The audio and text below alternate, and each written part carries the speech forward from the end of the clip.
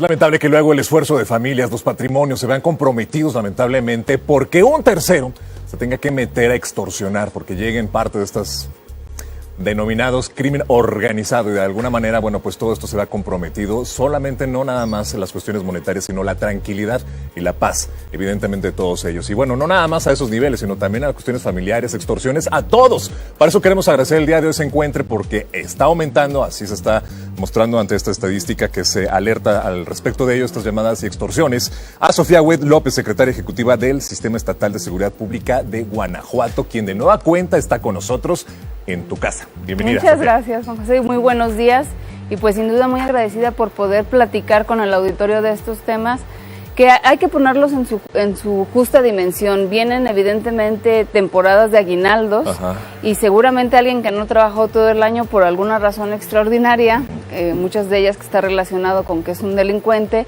buscará hacerse llegar de estos recursos de la ciudadanía a través principalmente de fraude telefónico que pretenden hacerlo ver como algún tipo de extorsión, que al final termina siendo fraude. Estas llamadas de fraude, que hay que también comentarlo, son de lo más común, es decir, los delincuentes llaman de manera aleatoria, hacen 10, 20, 30, 40, 50 llamadas diarias. No hay una base de datos que tengan ellos y estén ahí sacando, o sea, no, es aleatorio, es decir, me invento el numerito y voy... A lo que me refiero que es aleatorio es que probablemente tengan una base de datos y digan, hoy voy a llamar del apellido A al C, por decirlo de algún modo, y que hay que comprender de dónde viene. Hay distintos tipos de delincuentes, ¿no?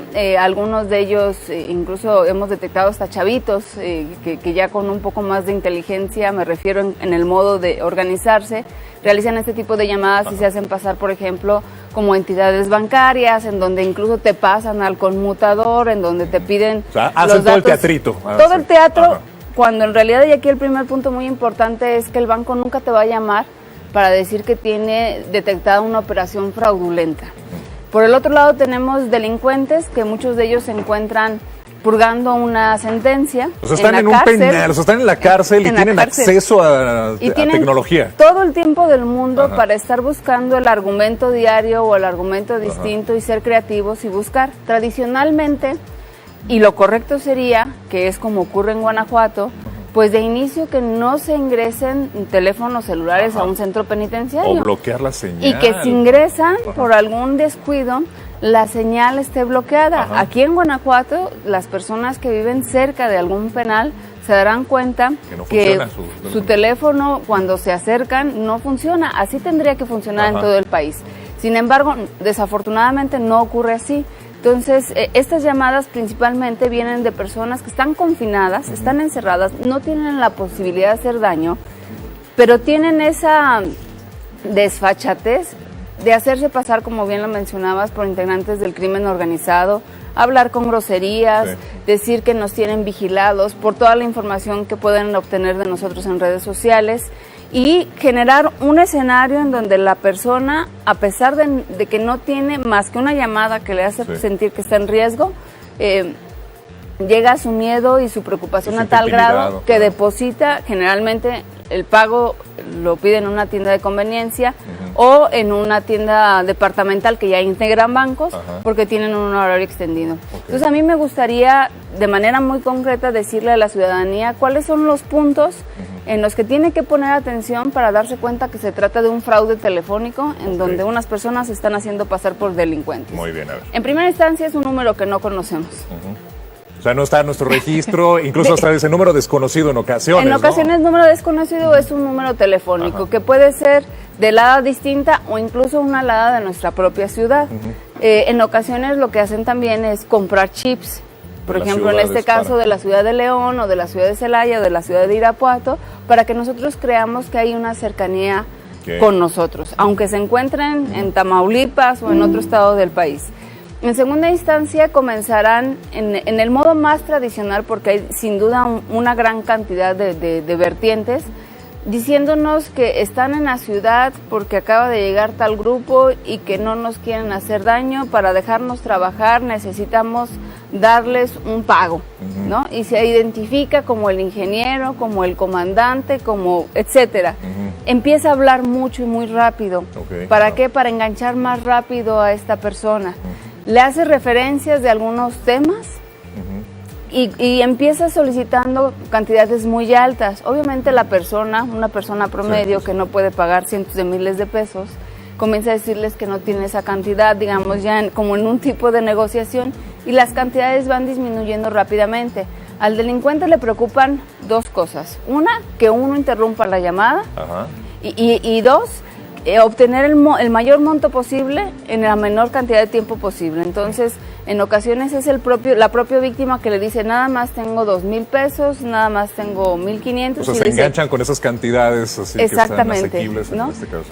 Entonces, estas son, y otro punto, ya no sé en cuál voy, pero el otro punto que nos hace ver que se trata de un fraude telefónico es que nos piden que hagamos un depósito.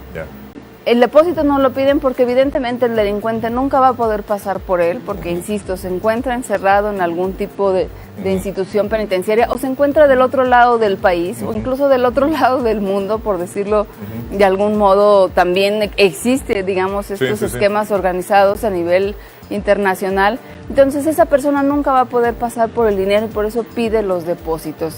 Depósitos que sí son difíciles de rastrear, complicados, y especialmente porque la gente ya no denuncia, porque, y como lo comentabas, no nada más va en afectación al patrimonio, sino a la tranquilidad de las familias, porque evidentemente el hecho de que te pongan en un escenario de riesgo te hace pensar muchas cosas. Incluso hay casos en donde la propia víctima, en este bloqueo mental, termina dando más información.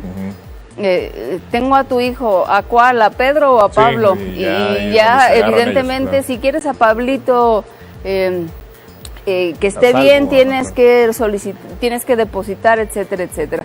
Pero también hay una otra modalidad de la que me gustaría platicarles hoy, y yo perdón que empiece y pareciera ser que no me paren, pero hay mucha información que la ciudadanía tiene que saber, que es el secuestro virtual. En el secuestro virtual lo podríamos resumir como un teléfono descompuesto que hace el delincuente para lograr que alguien se incomunique de tu familia y que otra persona piense que esa persona está secuestrada. A ver, lo comento rapidísimo. Generalmente ocurre más comúnmente con adolescentes o con adultos mayores, a quienes, por ejemplo, en el caso de los adolescentes, creemos que darles un celular es una buena idea, lo cual pues sí, termina siendo muy práctico para ir a recogerlos, para saber dónde están, etcétera. Pero lo que a veces no les enseñamos es de inicio a no contestar números que no conozcan. Ellos no esperarían la llamada del servicio automotriz que le digan que ya lo van a ir a recoger, no tienen tarjeta bancaria, no tendrían por qué incluso recibir ningún tipo de ofertas, entonces no tendrían por qué recibir una llamada de un número que no conoce. Te voy a interrumpir, Sofía, vamos a hacer una pausa y vamos a regresar precisamente para que nos platiques a detalle de esta modalidad de secuestro virtual. Uno también, y el escenario en el que, por ejemplo, el adolescente, cómo es que es rastreable, es decir, cómo alguien del crimen, cómo alguien que se dedica a esto, dice, tú eres adolescente, tú eres adulto mayor, tú eres más vulnerable, y entonces, o sea, si esto también es aleatorio, o a lo mejor en las redes sociales se está poniendo una información de más, de la cual no tendríamos que estar haciendo. Así es, Freddy, y además también en esta modalidad de secuestro virtual del que nos estaba platicando precisamente Sofía Huet, quien es secretaria ejecutiva del Sistema Estatal de Seguridad Pública del Estado de Guanajuato. Sofía, a ver, platicábamos entonces, a los adolescentes, ¿son vulnerables en este sentido precisamente? Y dinos un poquito más sobre este proceso. Lo resumo muy rápido. Las llamadas son aleatorias, es decir, los delincuentes están buscando quién les puede sonar más vulnerable o quién le toma más de dos. Para empezar, quién les toma la llamada proveniente de un número desconocido. Siguiente, quién se mantiene en la línea después de que escucha una voz desconocida. Y siguiente, quién empieza a mantener una conversación. Se pone uno nervioso. Exactamente, notan si hay nerviosismo, notan si hay algún tipo de vulnerabilidad. Entonces, si le empiezan a decir al adolescente que si no hace caso de las instrucciones que le van a dar, le pueden hacer daño a su familia. ¿Cuáles son esas instrucciones? Bueno, busca un hotel, busca un centro comercial, busca algún lugar. Te vas ahí y apagas tu teléfono, pero antes dame el teléfono a tu papá. Entonces, lo que ocurre es que mientras el adolescente tiene el teléfono apagado porque cree que lo están vigilando además, lo que hacen es llamarle al papá o a la mamá o quien tengan por ahí de familiar para solicitarle un recurso económico diciendo que su familiar está secuestrado, ¿no? Cuando en realidad esta persona está posiblemente hasta unas pocas cuadras de distancia del hogar. Pero está asustado y apagó su teléfono. Asustado, incomunicado y totalmente solo o sola, es decir, sin nadie que lo esté vigilando. En estos casos, la sugerencia muy rápida es, primero, evidentemente en un tema preventivo, decirles a nuestros adolescentes, niños y en general al tema familiar, porque esto no distingue edades, que hay que tener mucha comunicación en familia, que la mayor forma de cuidarnos entre nosotros mismos, me refiero a que no nos vayan a hacer daño, es teniendo una buena comunicación. En este caso, para el adolescente o la persona que recibe esta llamada, es colgar de inmediato y llamar a sus papás o llamar a quienes ellos consideren de mayor confianza para decirles, me está pasando esto, ¿no? Y entonces hacer un plan familiar de poder establecer cuál es el protocolo a seguir, hablar, por ejemplo, hay quienes tenemos chats de familia, claro, acabo de recibir una llamada de tal número, si reciben una llamada de ese número no contesten, estoy bien, todo está bien, y intentaron extorsionarnos o cometer un fraude. Y esto es una de las modalidades que además obtienen más recursos los delincuentes, porque es tanto el miedo que las familias incluso hasta piden prestado para realizar estos que también son depósitos en tiendas de conveniencia o en tiendas bancarias de gente que igualmente nunca estuvo en posibilidad de hacer daño. Una pregunta, Sofía, ante todo esto, al abrir cuentas, ¿por qué es tan accesible? ¿Esto no se podría también de alguna manera frenar? Es una duda genuina en este sentido, para que exista este anonimato y entonces se siga permitiendo este tipo de modalidad. Mira, hay dos aspectos. Una, se necesita una legislación y creo que este es un pendiente a nivel federal para que cuando tú tienes un número telefónico con varios reportes de llamadas de este tipo de fraudes o extorsión, pudiera ser bloqueado de inmediato para que esa persona no tenga la posibilidad de seguir haciendo llamadas.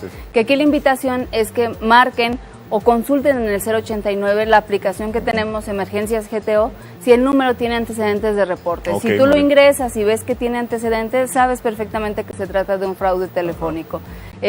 Y el otro tema es que la gente en muchas ocasiones no denuncia.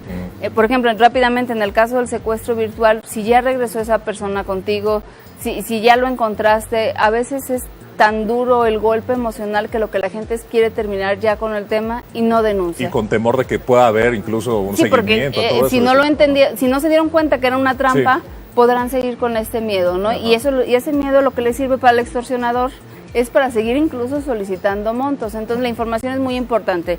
Y otro modus muy rápido que quisiera comentarles. ¿En el último minuto? En el último minuto es que cuidado con las llamadas que vienen del extranjero, de supuestos familiares que no quieren viajar con dinero en efectivo a México, pero que les van a cobrar una multa si no se hace un depósito. Esto existe. Existen casos en donde el supuesto primo habla a la tía para decirle, oye, préstame dinero en tal banco para poder porque voy a ir y no quiero llevar dinero en efectivo. Es fraude y hay que tener mucho cuidado. Y aprovecho rápidamente, mañana en mis redes sociales a las 7 de la noche tendremos un Facebook Live en donde justamente platicaremos de este tema. La invitación es que nos puedan acompañar y solucionar las dudas muy en específico en una conversación muy abierta en donde lo que buscamos es dar la mayor cantidad de información preventiva. Maravilloso, Sofía, de verdad queremos agradecer que estés acá con nosotros. Yo te decía hace un momento y de verdad esto es real también. O sea, la semana pasada a mí a través de WhatsApp, un número así también desconocido, la foto de una muchacha y hola, ¿te acuerdas de mí? Así literalmente. Rápido veo de dónde es veo la LADA de Sudáfrica y empiezo a ver que hay como varios reportes de personas que desde allá están haciendo también esta modalidad, o sea, a nivel internacional por WhatsApp y tratando de extorsionar a gente. O sea, esta es la manera, no nada más se centra, como decías aquí, sino de todas las modalidades. No contestemos a quien no conocemos, es la recomendación que nos dices. Y cuidamos nuestra información, nuestros datos personales. Muy bien. Sofía Huet, muchísimas gracias, como siempre es un placer tenerte por acá a tu casa. Al contrario, un gusto. Nosotros por tenerte por acá.